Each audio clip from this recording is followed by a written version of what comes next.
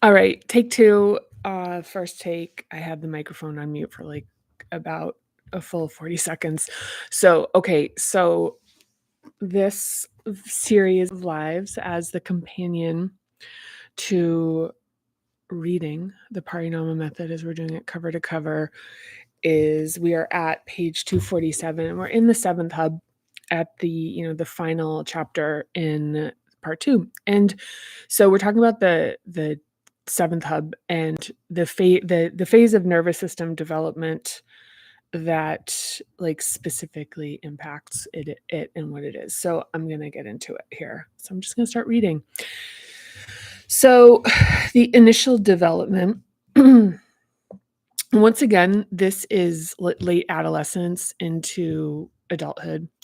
And there is like with all of the hubs, there's an aspect of this that is in sort of a continuous development that enters the new phases. If you can hark back to the beginning of the book, that there's the 4 distinct phases of a life. Yeah. Okay, anyway, so initial development. So let's get into it. So your capacity for critical thinking is not complete until around the age of 25. Also, your eyes and vision don't reach full development until your early 20s. The physicality of the 7th hub, and as previously referenced, your 6th to a certain extent, the physicality of your 7th hub is your prefrontal cortex, which completes its full development in early adulthood, meaning that the measurement and revision and second phase of life are made possible with the maturation of cognitive development. See chapter 3. Okay, so that's in chapter 3 as mentioned. Which basically, this is something I kind of pointed to in the last reading, which is that when younger people are asking me about this, like people that are in their late teens and even in like early college, want to get into this, I'm not gonna like explicitly try to block anyone from it, but it's the timing. You need the context to be set first. Or maybe not. I don't know. Maybe somebody reads this and gets something else out of it. But anyway. So through high school and college, teenagers have intensity and confidence due to dominant influence of the emotional limbic system relative to the higher executive brain function of the prefrontal cortex, which is still baking in the oven. The Supreme Court's ruling that 14 and 15-year-olds cannot be tried as adults was determined using scientific evidence highlighting a teenager's biological incapacity for adult-level critical thinking and impulse control. Yeah, I mean, it's been, so in my research for this, like some of the things that came forward, which was one of the things about like the nature of teenagers is being like low impulse control, like lower critical thinking adults, that like where there's this kind of fear of teenagers that some people have. Like that was referenced a lot, that people are like, yeah, people are kind of afraid of teenagers because I think that like it was like postulated that this could be part of why. Yeah, I don't know. So Piaget's final stage of cognitive development, formal operational, see chapter 9, as in the first reference to Jean Piaget, is characterized by abstract thought, the ability to form a hypothesis, that is, to ask a question. A hypothesis is asking a question. I mean, yeah, and to systematically test it to arrive at an answer.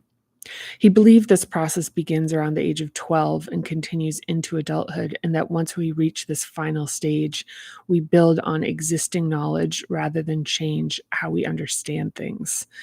This is a sobering concept. Our intellect and biases are based on earlier brain development. Again, much of it from before we have episodic memory, until we consciously engage in change. Here we are again at the tangle. Modern neurogenesis research provides some uplifting findings, such as that the brain can continue to grow its capacity if exposed to new things. Some of the things researchers suggest for promoting growth are as simple as those referenced in Chapter 9, changing the route you take to work and switching the hand you use to brush your teeth.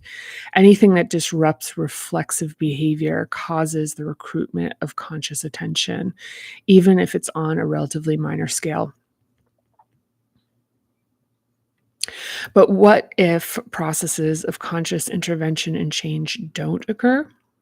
In those cases, we remain stuck in the patterns from early life, and the reduction of cognitive function will likely follow a traditional path of decline. Yeah. So what I'm describing is that like it's almost like the tangle, the knot has been tied. So it's kind of like it is it going to tighten, or with parinama and things similar to this, which involve conscious reclamation of the aspects of ourselves and how they were programmed, how they were developed, how they came to be, which is the events and circumstances and experiences of early life shaping a suite of reflexes that are sort of timed along the path of the development of the nervous system. And then we have these adaptations in terms of how we respond to these events as like reflexive adaptations. And then we create beliefs to rationalize those reflexes, and that becomes what we think is reality, and that reality is projected into the world, and the world responds accordingly. um Thereby tightening the notion of what we perceive to be reality, versus what is made possible by the seventh hub, which is conscious reclamation, which is to actually go back in and do what we're doing here, which is the somatic work, to see our inclinations, to work physically with ourselves and our nervous system, with our body mind, and to come to understand with compassion about how things were shaped into becoming what can sometimes, what can feel like traps for people in terms of their sense of what life is. Of like, well, resigning to this hopelessness versus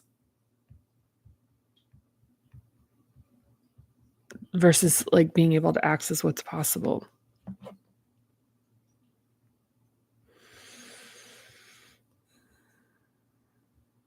Yeah. So in the seventh hub, we develop truly differentiating human technology, the prefrontal cortex capable of inquiry, contemplation, and self awareness. We can see an animal's ability to sustain conscious awareness. Just watch a dog enjoying every nook and cranny in its path. Our uniquely human capacity is for consciousness to contemplate itself, awareness of awareness. Carl Sagan said, we we are a way for the cosmos to know itself.